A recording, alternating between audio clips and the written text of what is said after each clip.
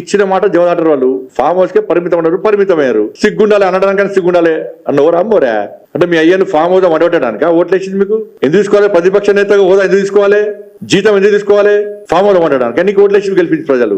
అరే మన్మోహన్ సింగ్ గారి ప్రభుత్వంలో ఆయన ప్రధానమంత్రి నేతృత్వంలో ఈయన మంత్రిగా పనిచేసాడు. పెద్ద మనిషి చనిపోతే కనీసం సంతాపంతులు మూర్ఖుడు కేసీఆర్, విశ్వాసఘాతకుడు కేసీఆర్. కేసీఆర్ అంటే విశ్వాసఘాతకుడు. నువ్వు ఫామ్ హౌస్ వండడానిక? నువ్వు స్పందించకుంటే, నువ్వు మాట్లాడకుంటే నువ్వే ప్రతిపక్ష నేతవు, నువ్వు ఏ విధంగా ప్రజాపతి నేతవు? జ్యోతిరావు పూలే వర్ధంతికి రావు, జయంతికి రావు, అంబేద్కర్ గారి జయంతి వర్ధంతికి రావు. ఇక పి.వి. నరసింహారావు జయంతి వద్దంటే ఎప్పుడు వస్తారంటే ఎన్నికలు ఉంటే వస్తారు, లేకుంటాడు. మీ కుటుంబానికి ఇచ్చుకోవాలనుకుంటే ఆ ప్రతిపక్ష హరీష్ రావుకి ఏరాదు. ఓ బీసీకి వెళ్ళాలంటే గంగుల కమలాకర్, శ్రీనివాస్ యాదవ్ గారు ఉన్నారు. ఓ రెడ్డికి వెళ్ళిన ప్రశాంత్ రెడ్డి ఉన్నాడు, జగదీశ్వర రెడ్డి గారు ఉన్నారు.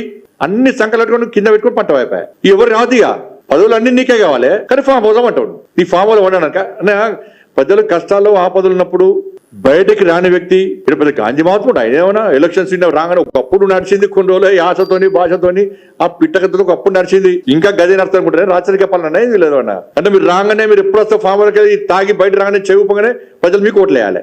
ఇది ఆ పాలసీ మీది. అటువంటి ఆలోచన ప్రజల లోపల లేదు. కేసీఆర్ ఎప్పుడు వస్తప్పుడు ఓటేయడానికి ప్రజలు సిద్ధంగా లేరు. నీ రాచరిక కుటుంబ పాలన ఇక రాదు, అది మర్చిపోలేదు.